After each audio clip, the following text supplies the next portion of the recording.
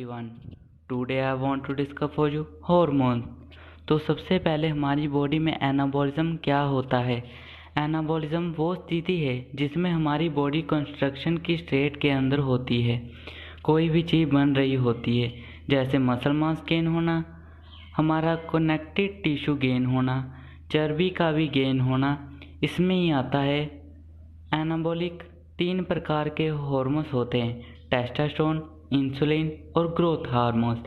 अब टेस्टोस्टेरोन जो होता है हमारे मेंस का सेकेंडरी सेक्सुअल कैरेक्टरिस्टिक डेवलप करने में सहायता देता है, जैसे कि हमारी आवाज़ का भारी होना, मसल मास गेन होना। इंसुलिन के अंदर जो हमारी बॉडी के अंदर जो भी न्यूट्रिएंट्स होते हैं उसको मसल, लीवर और फैट के अंदर ट्रांसपोर्ट करने का काम होता है। और जो ग्रोथ हार्मोन्स होते हैं ये हमारी फैट बर्न करने में हेल्प करता है और साथ में हमारी बोन्स को स्ट्रॉन्ग करता है। हेलो एवरीवन,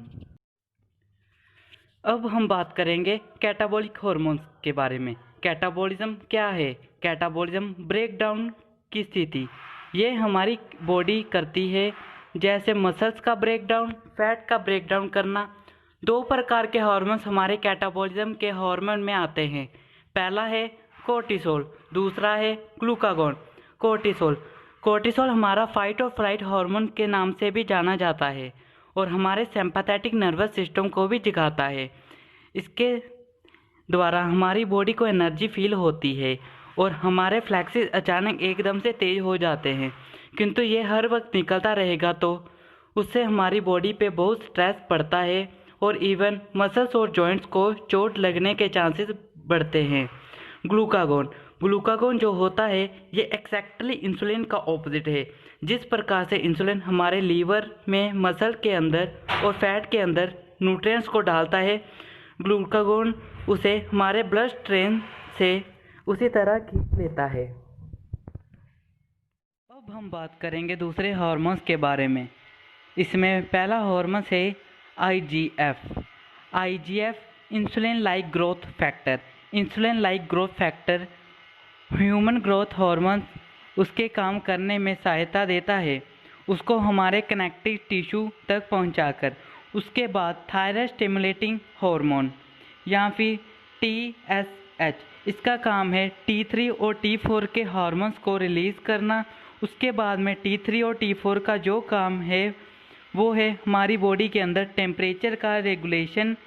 उसके बाद में HPGA एक्सिस की बात करते हैं तो HPGA हमारा सेक्सुअल हार्मोन का लूप है जो कि उसको ढंग से सेक्रेट होना मेंटेन कर पाता है।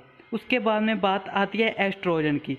फीमेल के अंदर प्राइमरी सेक्सुअल हार्मोन ये फीमेल की हेल्थ और सेक्सुअल हेल्थ की हेल्प करता है।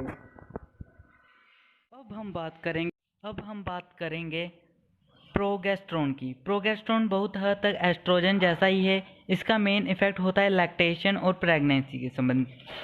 अब हम बात करेंगे एड्रेनालाइन सेम फाइट और फ्लाइट हार्मोन के अंदर आता है जस्ट लाइक कोर्टिसोल, लेकिन इसका इफेक्ट और भी इमीडिएट होता है। ये हमारी हार्ट रेट और भी बढ़ा देती है।